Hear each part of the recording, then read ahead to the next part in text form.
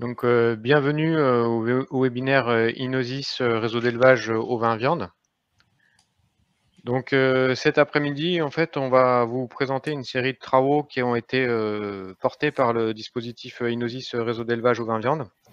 Et donc, c'est 3 séquences qui vont vous être présentées par les animateurs d'équipe régionale. Et à l'issue de chaque séquence, on prendra un temps donc, pour répondre aux éventuelles questions. Donc, sans plus attendre, on va commencer sur la première présentation, comme vous l'avez donc à l'écran, qui s'intitule Trajectoire des exploitations en ovins viande dans le dispositif Inosis réseau d'élevage ovins viande sur la période 2016-2023.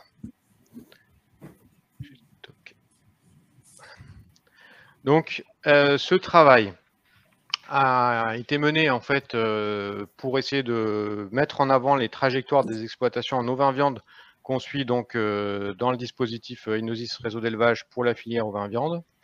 On l'a organisé autour de 4 thématiques donc, qui vont être présentées par la suite. Donc, structure des exploitations, alimentation du troupeau, performance de reproduction et de production, et enfin sous l'angle d'une approche économique. En termes de méthode et de matériel qu'on a pu déployer, on a travaillé donc sur cette période de 8 ans à partir d'un échantillon de 1084 fermes années. Et donc chaque ferme étant présente dans la base diapason, support du dispositif, au moins 6 années de ces 8 années. Donc ce qui représente en fait entre 113 à 148 fermes selon les années. Ensuite, on a fait des traitements qui ont nécessité d'utiliser 2 typologies différentes. Une première plus centrée sur une entrée atelier système alimentaire où on va distinguer les fourragers, les herbagers de plaine ou de montagne, et enfin les pastoraux. Et en fait, ce qui dissocie ces différents typos, c'est à la fois le chargement, les paramètres de chargement, et le recours ou non à l'utilisation de surface de parcours. Et enfin, on a aussi utilisé une typo plus centrée sur l'exploitation, qui en fait reprend pour les spécialisés les fourragers, herbagers, pastoraux, et associe également les diversifiés, puisqu'on suit également des fermes en ovins grande culture et en ovins bovins viande.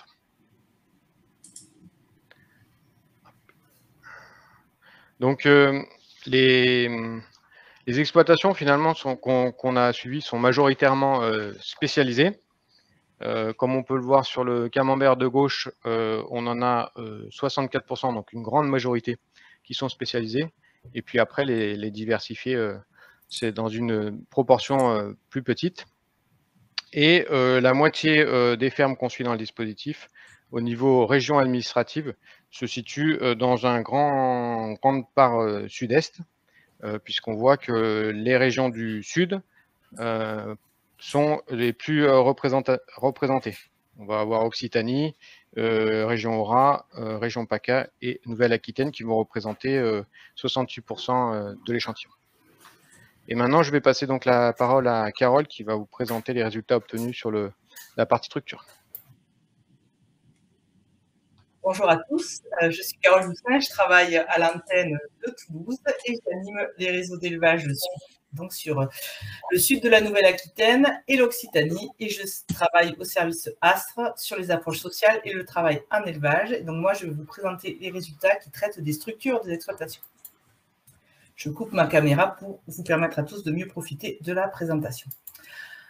Alors, nous avons regardé ce qui s'était passé en termes d'évolution au niveau des collectifs de travail qui sont présents dans les exploitations du dispositif Inosis réseau d'élevage. Et bien, ce que nous avons vu sur l'échantillon présent entre 2016 et 2023, c'est une augmentation de la main-d'œuvre totale, et ce sur les 2 parts principales de la main-d'œuvre que sont la main-d'œuvre familiale des exploitants et la main-d'œuvre salariée. Par contre, ce qu'on voit, c'est qu'il y a eu très peu de modifications en termes de main-d'œuvre bénévole, ce qui est plutôt une bonne nouvelle, puisque une part importante de bénévolat dans le collectif de main-d'œuvre est une source de fragilité de ce collectif. Donc, en cette petite dizaine d'années, nous avons vu une augmentation de près de 10% de la main-d'œuvre totale, en passant de moins de 1,7 UMO jusqu'à presque 1,9. Alors, Ce qu'on a vu néanmoins, c'est une particularité au niveau des systèmes de polyculture élevage où la main-d'œuvre salariée, elle, a progressé de façon beaucoup plus importante que dans les systèmes ovins bovins et ovins spécialisés. Quand on regarde plus spécifiquement les structures de type individuel, GAEC ou ERL, ce que nous avons noté sur la période, c'est une diminution du nombre d'exploitations individuelles au bénéfice des structures collectives, en particulier les GAEC familiaux et les GAEC entre tiers, avec donc une diminution du nombre d'exploitations individuelles sur la période et une augmentation de près de 10 points sur les GAEC. On voit aussi que ces exploitations, elles sont très impliquées dans la mise en avant du travail territorial, puisqu'on a 8 exploitations sur 10 qui vont recourir à des travaux partiels et à de la délégation. Et ce qu'on voit, c'est que ces travaux partiels, ils sont plutôt stables en termes de grandes cultures. Par contre, on voit une augmentation du recours aux travaux partiels sur les animaux et une variabilité importante sur les recours de travaux partiels pour la SFP, donc en lien notamment avec le contexte climatique et les années très pluvieuses, un recours très important à la réalisation d'enrubanage, par exemple. En termes de taille d'exploitation, ce qu'on voit, c'est qu'on a eu une augmentation de 6% de la SAU moyenne de notre échantillon entre 2016 et 2023, avec à la fois une diminution de la SOL en grande culture au profit de la SFP. On a donc une augmentation générale de 6 hectares, dispatchée entre 10 hectares pour la SFP et moins 3 hectares pour les grandes cultures. Néanmoins, quand on va regarder plus précisément au niveau des dynamiques des différents échantillons, ce qu'on voit, c'est qu'on a 58% de nos exploitations qui ont eu une augmentation en termes de SAU, 18% qui sont restés stables et 23% en diminution. Donc, on a une tendance haussière, mais qui ne se vérifie pas dans l'intégralité de notre échantillon. Ce qu'on a vu aussi, c'est une recombinaison de la part des prairies permanentes au niveau de la SFP, puisque cette part de prairies permanentes est en augmentation, ce qui coïncide donc avec quand les exploitations peuvent s'agrandir, elles le font, mais généralement, c'est au profit de prairies permanentes plutôt que de surfaces qui permettent de la production céréalière, par exemple. Ce qu'on voit aussi, c'est qu'on a une forte composante pastorale dans nos exploitations. Bon, ça, vous l'aviez déjà deviné quand Maxime vous a présenté la localisation, puisqu'on a beaucoup d'exploitations qui sont dans la moitié sud de la France. Et donc, en 2016, on avait 32% de nos exploitations qui avaient un recours à des surfaces pastorales, qu'elles soient individuelles ou collectives. Et en 2023, c'est 37%. Enfin, intéressons-nous aux troupeaux. Alors, le troupeau ovin de notre échantillon, il est très caractéristique de la réalité des exploitations ovines françaises, c'est qu'il y a énormément de types de brebis qui vont être utilisés. Donc, on en a 25 qui sont présentes dans les troupeaux, sans compter les croisements. On va retrouver plus de 20 races de béliers, notamment avec une forte prédominance des béliers bouchés pour les croisements terminaux. Ce qu'on voit, c'est qu'on a une évolution de taille de troupeau qu'on a un petit peu qualifié de creux de la vague, c'est-à-dire qu'on a connu une diminution du troupeau moyen et puis là, de nouveau, une augmentation. Par contre, une vraie typicité, c'est chez les mixtes ovins-bovins où on a une vraie bovinisation de nos troupeaux. Et quand on ramène tout ça, toute cette structure aux personnes qui travaillent sur l'exploitation, eh bien, on a une certaine sensation d'une diminution de la tension au travail, puisqu'entre 2016 et 2023, à la fois le nombre d'UGB, le nombre de MP, le nombre de MISBA et le nombre d'hectares gérés par personne est en diminution. Alors ça, ce sont des chiffres. Peut-être que si nous allions interroger les éleveurs sur leur réalité de tension au travail, eux, ils nous diraient quelque chose de différent. Mais aujourd'hui, on voit qu'on n'est plus dans cette période d'augmentation de taille de troupeau et de taille de structure par rapport aux personnes qui travaillent sur l'exploitation. Et je vais laisser la parole à Maxime et Théo.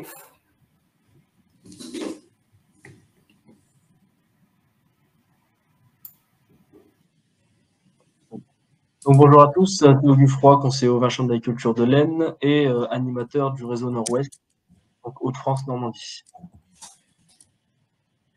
Donc maintenant, on va passer sur la reproduction et la production donc, sur ces 8 dernières années. Donc, ce qu'on peut voir sur le graphique, c'est un peu ce qui a été présenté par Carole, hein, c'est qu'on a un nombre de MP par année qui évolue que très peu, mis à part ce ce creux de la vague, comme il a été qualifié. Mais ici, il a été corrélé avec la rémunération.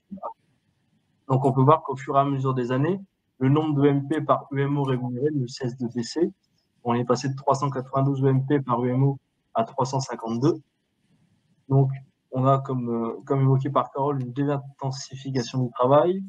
Donc, on va voir avec l'angle économique par la suite, un petit peu si on n'a pas un travail qui est peut-être plus rémunérateur. À côté de ça, on a un taux de productivité numérique qui oscille entre 129 et 122, donc sur ces 8 dernières années. Donc, pas de grandes évolutions. On va voir par la suite que sur le plan technique de la reproduction, et sur ces 8 ans, on est sur un rythme assez linéaire, hein, peu d'évolution, peu d'augmentation, ni même de baisse. Là, on a seulement sur 8 ans 2 pics de productivité numérique, mais sinon, on reste autour de 122, 123. Sur la partie purement reproduction, donc ici, on a fait une compilation des 8 années étudiées, qu'on a ensuite réparties selon le mode de reproduction. Donc, avec plus d'annulages automne, hiver ou printemps, ou la méthode de repos, 2 annulages par an ou accéléré. Donc, pour chaque mode de reproduction, vous avez le pourcentage de ce mode de conduite, le pourcentage de chaque mode de conduite. Donc, on voit qu'on a une majorité de 2 annulages par an. On voit dans l'ensemble que les chiffres sont assez similaires, mis à part le rythme accéléré qui vraiment s'écarte. Mais sinon, au niveau des taux de mise bas, on est assez stable. Donc, en moyenne, sur l'ensemble du dispositif et sur l'ensemble des périodes, on est à peu près à 94% de taux de mise bas. Sur la prolificité, donc, on oscille pareil entre 147 et 154, donc pas de grosse différence entre les systèmes. En moyenne, sur l'ensemble, on est à 155% de prolificité. Et en productivité numérique, on a peut-être une période qui se détache un petit peu, donc sur les annulages d'hiver, mais sinon, on est en moyenne à 110, 115, ce qui reste un peu plus faible que la moyenne globale, où on est à 120. Si on vient étudier un peu le système accéléré à part, hein, on voit de manière logique, on a un taux de mise bas qui est plus important, qui est supérieur à 100. C'est tout l'intérêt du système accéléré. Un taux de prolificité plus important, à 70. Et de ce fait-là, une productivité numérique à 1,45. Si on parle de la mortalité, on voit qu'on est entre moins 11 et moins 15%. Il n'y a pas de grosse disparité suivant les saisons. Il n'y a que sur le système accéléré où on est à moins 18%, donc de manière assez logique avec les données qu'on a pu voir juste avant. Sur l'ensemble des données étudiées sur l'ensemble des années, on peut voir qu'il n'y a pas forcément d'amélioration ni même de dégradation des données. C'est assez stable vraiment sur les 8 ans. Si on parle un peu de production de l'agneau, donc on peut voir sur le graphique de gauche une évolution du prix de l'agneau. Bon, c'est uniquement un effet conjoncturel, donc cette courbe, je vais dire que vous la connaissez tous. Mais ce qu'on peut voir par contre sur ce graphique, c'est qu'on n'a plus réellement de grosses différences entre les typologies et systèmes qu'on vous a présentés tout à l'heure. Globalement, on a à peine 30 centimes d'écart entre les systèmes. Au niveau des poids de carcasse, donc peu d'évolution sur ces années, surtout en système fourrager et herbagé de plaine. On peut voir par contre que, contrairement aux autres, on a plutôt une baisse sur les systèmes pastoraux, mais uniquement sur 2023, donc à confirmer par la suite. Et par contre, on a une hausse des herbagers de montagne avec plus 1 kg de carcasse entre 2016 et 2023. Voilà, donc je passe la parole.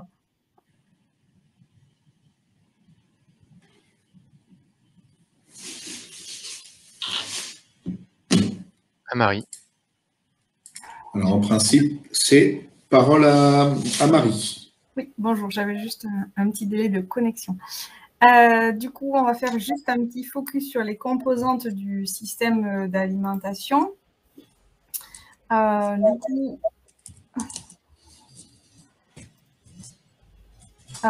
Au niveau du système alimentaire, les premières observations qu'on a faites, c'est que dans tous les systèmes, le foin reste le mode de récolte prédominant.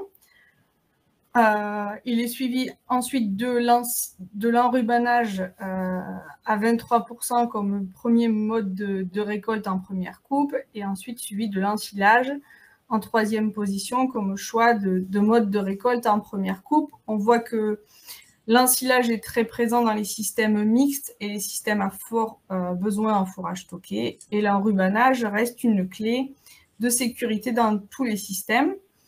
On peut voir, comme le montre le graphique, qu'entre 2016 et 2023, le nombre d'hectares récoltés par exploitation en première coupe a augmenté. On est passé de 37 hectares en 2016 à 42 hectares en 2023.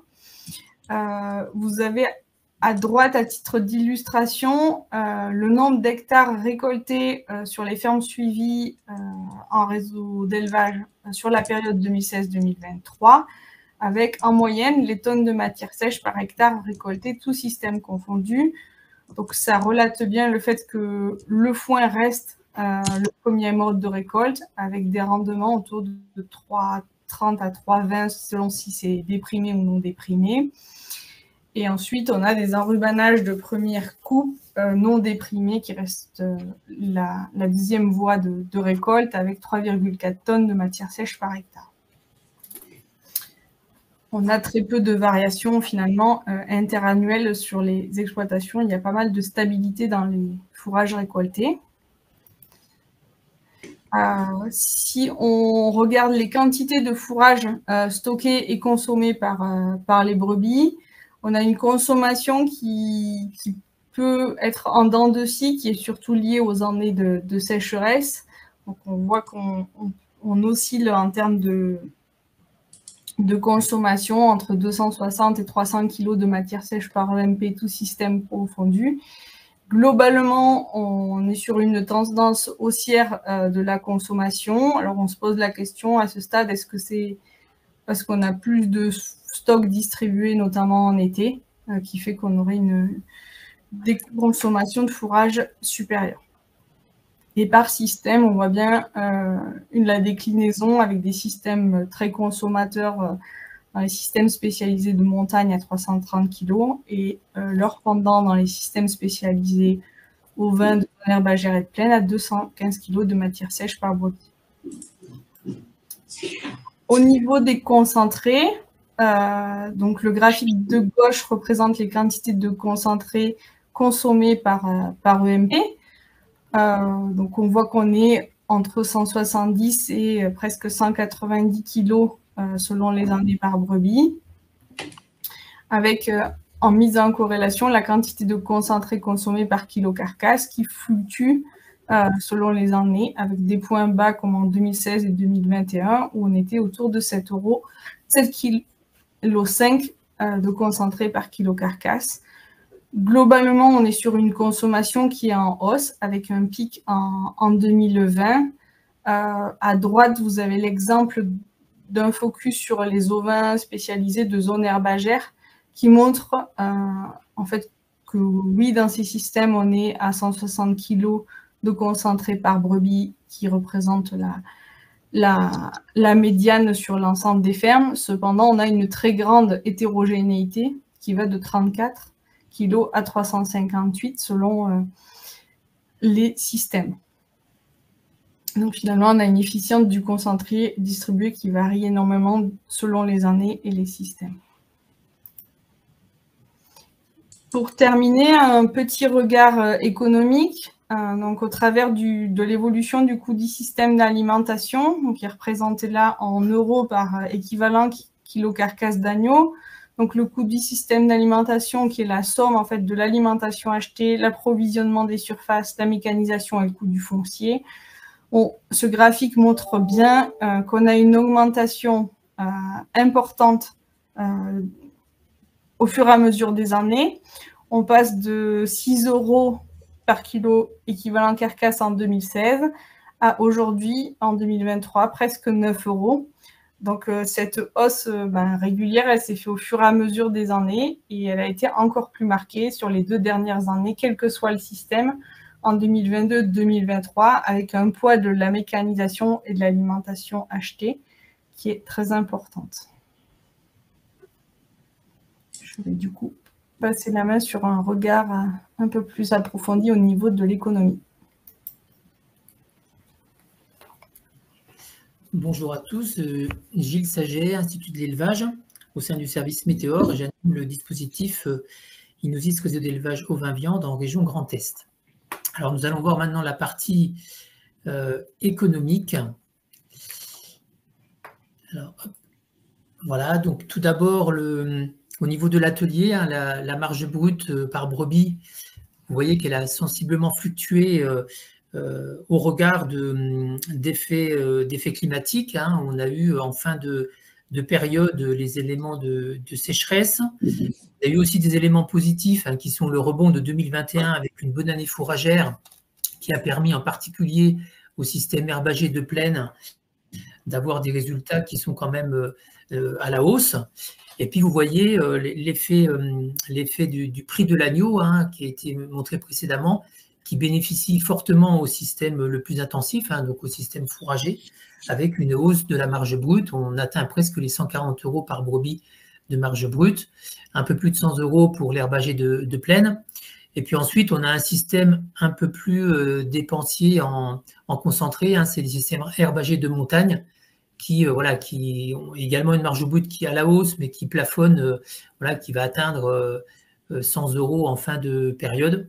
Et puis les systèmes pastoraux hein, qui avaient bien démarré en début de cycle en 2016 et puis reviennent bon an mal an à leur niveau de marge brute en 2023 qu'on a connu en 2016.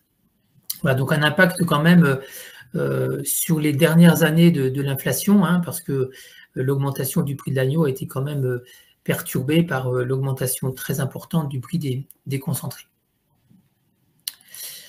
Donc maintenant, on avait souhaité explorer, grâce à cette étude pluriannuelle, un peu faire un point sur la mécanisation, parce qu'on sait que dans nos exploitations, finalement, la part de la mécanisation, c'est un poste qui est quand même très important et qu'on illustre au sein du coût de production. Et donc, on a fait un focus. Hein, ce poste-là, qui est donné en euros par hectare de surface agricole totale, prend en compte les amortissements, donc les frais de carburant, l'entretien du matériel, les travaux par tiers. Donc vous voyez que le niveau le plus élevé est atteint par les systèmes oviculture, hein, donc ça c'est un peu normal que les systèmes culture, ils nécessitent en fait une mécanisation plus importante. Et on a dans le bas de ce graphique les systèmes pastoraux, qui sont à des niveaux nettement inférieurs. Les systèmes oviculture, en fait, dans la composante de leur frein de mécanisation, ont des postes carburant plus importants que les autres systèmes. Parce qu'on a eu quelques perturbations là. Donc voilà, on a des niveaux plus importants. Et puis, on voit l'inflation qui booste vraiment, et le coût du matériel hein, qui booste vraiment ces niveaux 2023 à un niveau très élevé. Et on note une hausse quand même qui est significative, entre 40 et 50% entre 2016 à 2023 pour les systèmes spécialisés herbagers et autour de 20% hein, pour les systèmes mixtes oviculture et ovin bovin vivant. Voilà, donc ça, si vous verrez dans l'étude, c'est quand même des éléments qui sont intéressants à regarder. Et puis, le dernier point pour la partie économique, hein, c'est l'envolée du coût de production global. Vous voyez les systèmes, alors le niveau des systèmes pastoraux est toujours plus élevé parce que la productivité est quand même inférieure. Et vous voyez qu'à l'inverse, les systèmes fourragers qui ont une productivité fourragère, une productivité en kilo équivalent carcasse importante, ont des coûts de production plutôt bas. Néanmoins, on note quand même une envolée pour tous les systèmes, hein, même s'il y a un petit creux en 2021 et puis après on voit l'effet de l'inflation en 2022-2023. Ce qu'on peut noter, c'est les augmentations très fortes, hein, autour de 30% pour 2 systèmes, hein, fourrager et herbagie de plaine, et puis plus de 50% pour les systèmes de montagne et les systèmes pastoraux. Donc vraiment des effets très marqués de cette augmentation du coût de production. Et puis la dernière qui est la combinaison, on peut dire, avec le produit. Hein. Vous avez vu que le produit a vraiment augmenté surtout ces années dernières. Et malgré cela, hein, globalement, à cause de l'envolée du coût de production, on note une baisse de la rémunération permise, hein, c'est-à-dire que le produit qui est généré par les ventes d'agneaux, les aides, et puis les autres produits de l'atelier, finalement, n'arrivent pas à compenser l'augmentation qu'on a eue du coût, et ce qui fait qu'on a une rémunération qui baisse.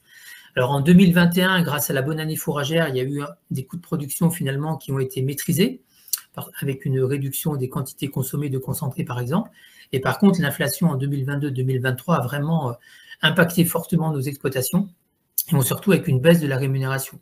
On l'a vraiment très marqué en 2022 et 2023. Donc voilà pour cette partie économique, et je vais passer la main pour la note de conclusion à Maxime. Oui, donc pour conclure cette présentation de la synthèse pluriannuelle, quelques faits marquants et éléments à retenir. Donc déjà, sur cette période 2016-2023, elle a quand même connu plusieurs éléments de contexte qui ont perturbé les perturbateurs, notamment des aléas climatiques, hein. Il y a eu quand même des sécheresses à répétition. On se souvient des années 2017, 2019, 2020 et 2022. Donc forcément, ces sécheresses ont eu des conséquences sur l'herbe pâturée et sur les fourrages qui ont pu être récoltés. En termes de contexte économique, comme ça a pu vous être montré, on a pu voir donc une inflation des charges suite à la pandémie de Covid, et surtout avec le démarrage de la guerre en Ukraine suite à l'invasion par la Russie. Malgré cela, il y a comme une augmentation du prix des agneaux très nette depuis 2020, mais on constate effectivement que c'est non suffisant pour compenser ces aléas au niveau des charges. Et donc forcément, comme l'a montré Gilles, ça a des conséquences sur la rémunération permise. Une autre série de constats qu'on a pu faire, donc c'est des exploitations bovines qui sont en évolution. Plus on remarque qu'il y a plus de structures collectives, plus de main-d'œuvre au niveau des exploitations, et moins de brebis par unité de main-d'œuvre.